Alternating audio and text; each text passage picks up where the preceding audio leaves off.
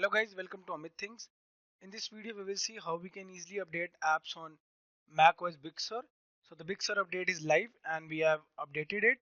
If you want to install or you want to update macOS Catalina to the new macOS Big Sur, kindly refer the link in the description. So we have logged into our new macOS Big Sur. Now let's see how we can easily update apps. After login, you can see below the App Store is visible. Under that, one notification is visible. That means there is an update. Click on it.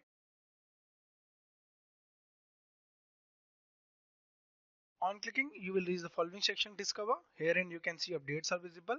One means one update is visible. Click on it. Herein the GarageBand app needs update. You just need to click on update. So if there will be multiple updates, the same will be mentioned in the here.